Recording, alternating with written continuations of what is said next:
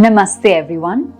In today's video, we're going to focus on Muni Patanjali's Yoga Sutra 2.22. In this particular sutra, Muni Patanjali is helping us to understand what happens to Prakriti after a particular person has attained Kaivalya or understood their Purusha completely. So let's take a good look at this sutra and start breaking it up word by word to understand it even better. The sutra itself goes, Krithartham prati nashtamapya nashtan tadanya sadharana tattvat.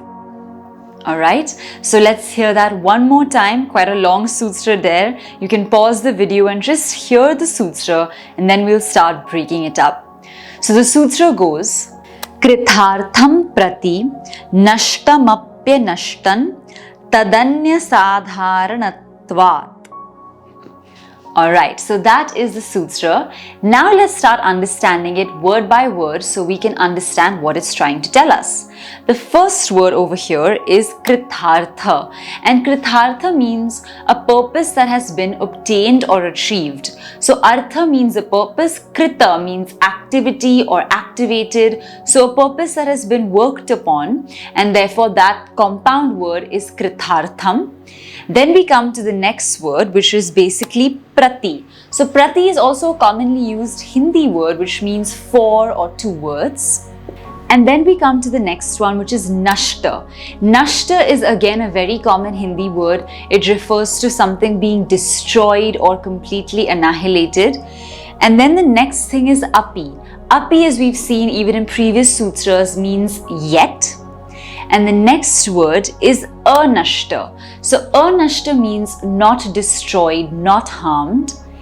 And then the next word is Tat. Tat means its or its, belonging to a particular word that we're talking about. Anya is others or other things. And sadharanatva is something that is sadharan, which means quite universal, quite easily available, something that is commonly shared by a lot of people. So these are the meanings of all the words, and now let's look at what is the sutra exactly trying to say.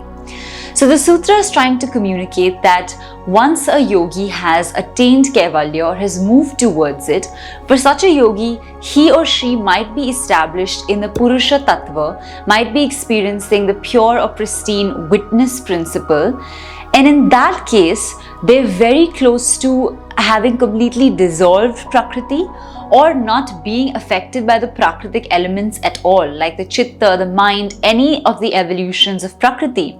So this is a very unique position to be in. It's even hard to describe, put it into words, because we're composed of Prakriti and Purusha. So it's very difficult to understand what it would feel like to be in a state where we are completely identified with the Purusha principle and not with the Prakriti. So what the sutra is saying, that in such a state, the Prakriti might have dissolved completely for the Purusha, for that particular person, but it has not dissolved universally for everybody else.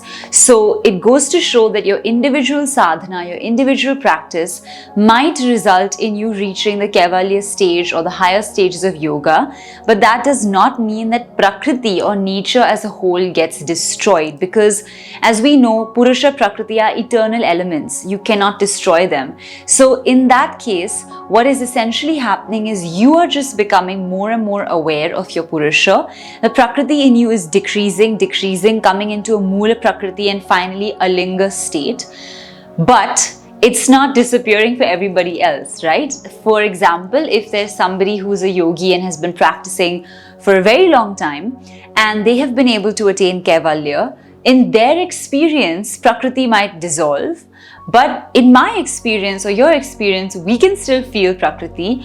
We are still being given the opportunity to experience Prakriti and to experience the world as it is, and then go ahead in our own journey of sadhana.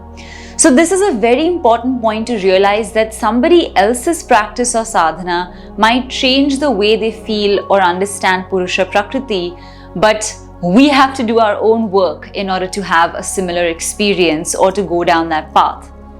And this is Also very important, because a lot of times we get asked whether Purusha and Prakriti are two separate elements, whether they how they function in each person. And again, the most common question here is, are there many different Purushas, or is it just one Purusha?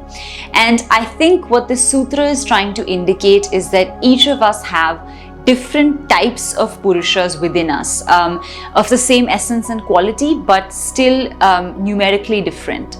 And that's why our experience of Prakriti, or that Sanyog of Purusha and Prakriti, is different at each individual level. So this is what the sutra is trying to say. I think it's quite an excellent concept. Takes a little bit of time to grasp completely, but once you understand it, I think it opens your mind. It really helps you to see how Purusha and Prakriti are structured, and it really helps you to see how influenced Sankhya and Yoga are by one another, and this deep correlation between both the philosophies that we keep seeing. So that's what the sutra is all about, Sutra 2.22. I hope it's helped you to understand the sutra a bit better. And if you have, please do share this video with your friends and family so they can understand it as well. Do leave some comments, some likes if you enjoyed the video. And we look forward to seeing you in our classes, where we can interact with you and help you with more doubts that you may have on yoga philosophy. So if you're interested in that, please check the link in the description, and we look forward to seeing you in our future classes. Other than that, please take care, and we look forward to seeing you really soon. Namaste.